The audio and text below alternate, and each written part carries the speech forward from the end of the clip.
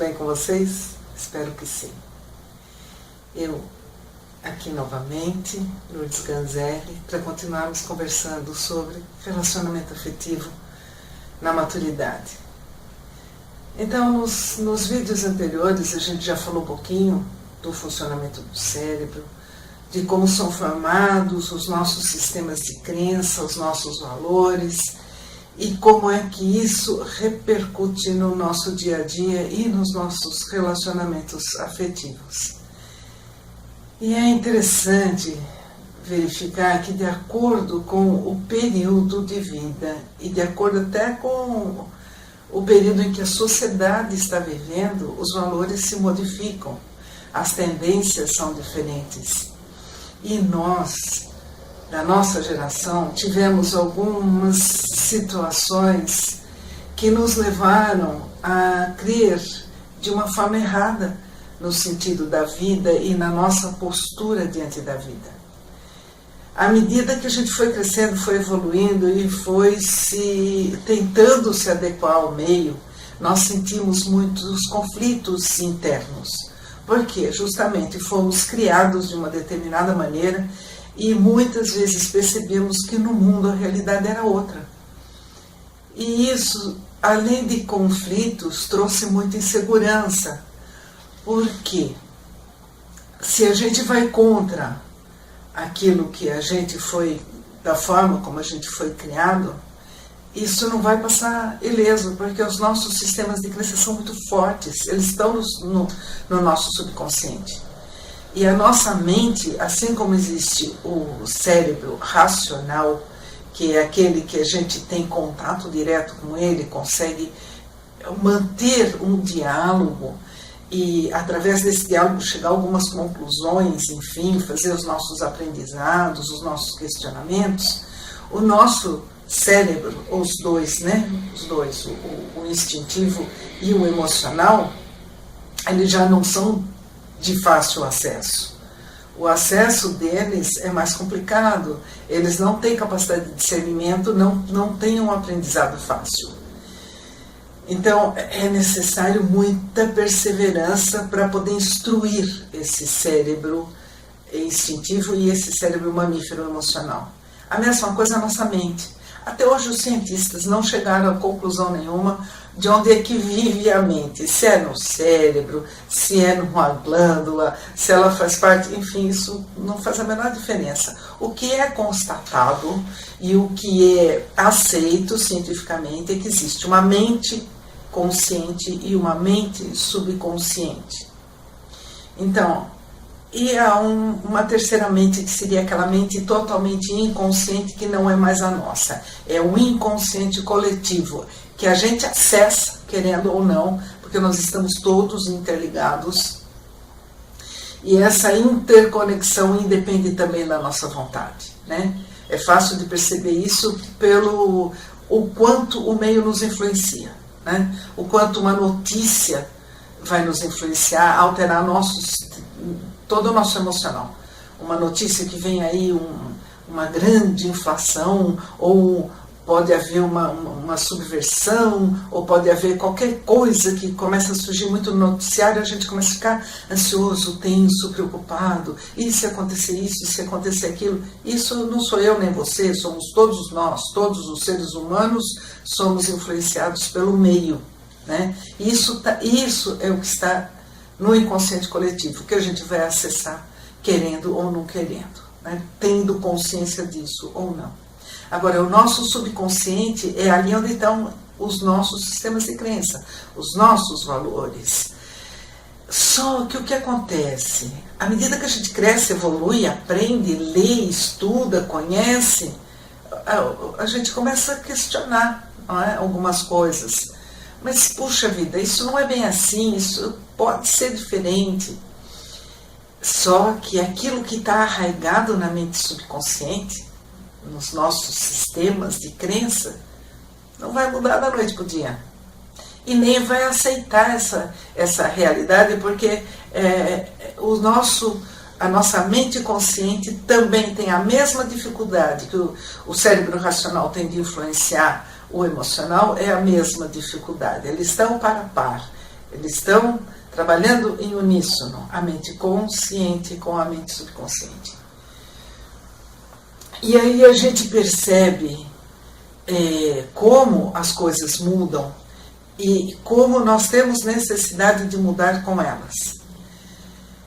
Questão de valores e princípios. Eu lembro que quando eu era criança, uma mulher separada era totalmente apartada da sociedade, né? Havia um preconceito enorme com a mulher separada. Haviam até movimentos contra o desquite. Naquela época começava a se falar em desquite, na possibilidade do desquite, enfim. Nossa, a mulher separada tinha pouquíssimos amigos, era uma coisa difícil até de arrumar emprego, era muito difícil. O tempo foi passando, foi mudando, o Brasil resolveu aceitar e incorporar o desquite entre as nossas leis, passou a ser uma coisa viável, né? E, assim, independente disso, com a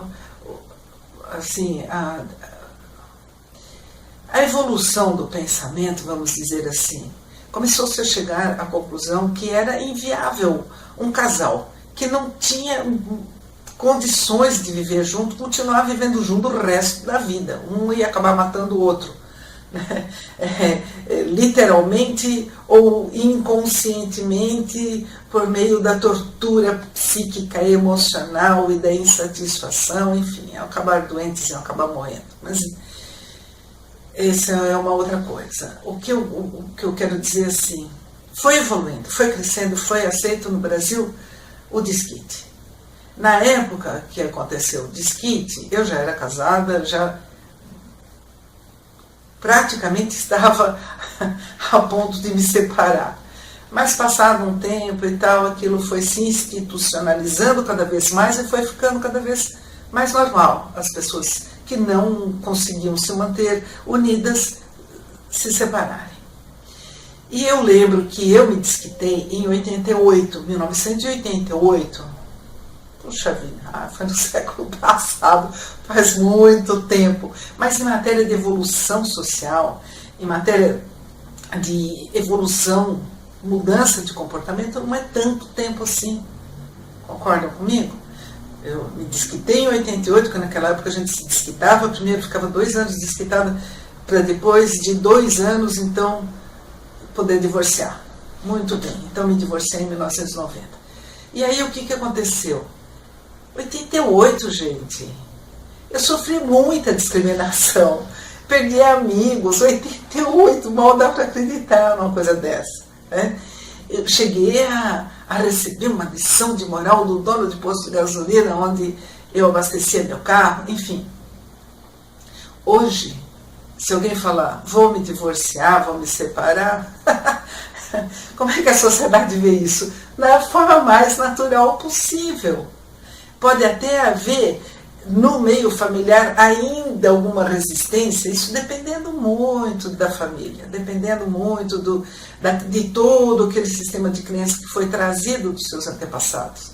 Mas, no geral, a abertura é extraordinária, mas é tão grande que, às vezes, peca-se pelo contrário. Antes a gente podia passar uma vida inteira, numa verdadeira tortura dentro de um casamento que não tinha harmonia, que não dava certo, mas que a pessoa se sentia impossibilitada ou não se permitia separar. E hoje um casamento pode durar mais do que 2, 3 meses e não deu certo, cada um vai para um canto, enfim, caiu para o extremo, para o outro lado do extremo. Aliás, isso é natural, com toda a mudança de comportamento, quando alguma coisa é muito reprimida, quando libera de vez, e aí até aquilo voltar novamente a achar um ponto de equilíbrio leva mesmo um período, isso também é natural. Por que eu estou falando isso tudo? Para a gente ir tomando consciência cada vez mais que tudo na vida muda. O comportamento muda, a sociedade muda, os valores mudam, os princípios não. Os valores são morais e mudam de acordo com a época, né? Há um século atrás, nem muito menos do que isso, é que já não se seguia mais a lei. mas adultério era crime. Imaginem hoje se adultério fosse crime. As cadeias não iam dar conta, os presídios não iam dar conta, não é? De tantos presidiários. Então, mudança, mudança, mudança, mudança. Devemos abrir a nossa mente para pensarmos muito naquilo que nós precisamos mudar, para que a gente possa alcançar uma qualidade de vida melhor, uma alegria maior na vida, um prazer maior de viver. Meu recado de hoje é esse. Parece muito simples, muito ingênuo, mas eu espero que você possa parar um minutinho para pensar nisso e fazer aquela avaliação firme, positiva. O que é que eu estou precisando mudar na minha vida? Agradeço muito a sua atenção. Por hoje, estou ficando por aqui. Por favor, diga se você gostou, se você não gostou, e acesse lá a minha página www.relacionamentonamaturidade.com.br. Inscreva-se para receber os meus e-mails e as minhas notificações, se você ainda não fez. E continue acessando, por favor, a minha página no Face, Relacionamento Afetivo na Maturidade. Muito obrigado pela sua companhia e até a próxima.